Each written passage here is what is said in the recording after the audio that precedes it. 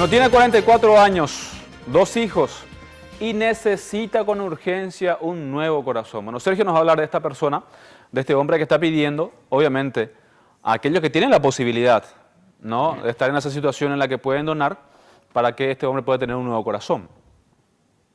Sí, ¿qué tal? Se trata de Alberto López Rodríguez, a quien se le detectó tiempo atrás el funcionamiento irregular de su corazón, hablamos en el año 2011.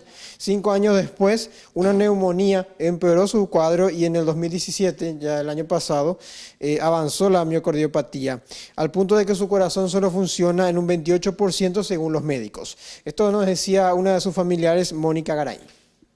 Por eso que estamos haciendo este llamado, ¿verdad?, urgente y con mucha esperanza de que Alberto pueda encontrar un donante de corazón. Él está ahora con un cuadro complicado del hígado, con un sangrado del hígado y en síntesis su cuadro se va deteriorando y si no consigue ese corazón que tanto estamos necesitando, él va a tener que ser entubado e inducido a coma hasta esperar porque ya su cuerpo no resiste.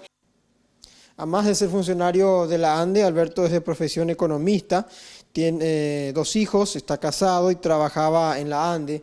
Está hoy día lleno de esperanza e inclusive fue hasta la beatificación de Chiquitunga, donde sufrió un episodio que asustó a muchos. ¿De qué se trató? Esto nos lo decía Mónica Garay, también su familiar. La vez pasada, cuando la beatificación de Chiquitunga, él sintió el llamado y la extrema necesidad, a pesar de que todo estaba prohibido para él, él decidió ir igual, ¿verdad? Movido por su fe, ¿verdad?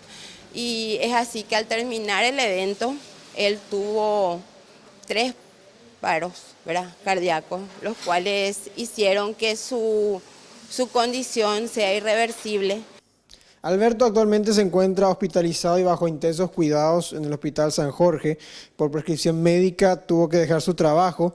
El potencial donante tiene que tener el tipo de sangre cero positivo y estadísticamente en Paraguay unas 200 personas se encuentran en lista de espera para trasplantarse. 24 necesitan un riñón, 3 de un corazón, también 3 de un hígado y 80 aguardan por córneas.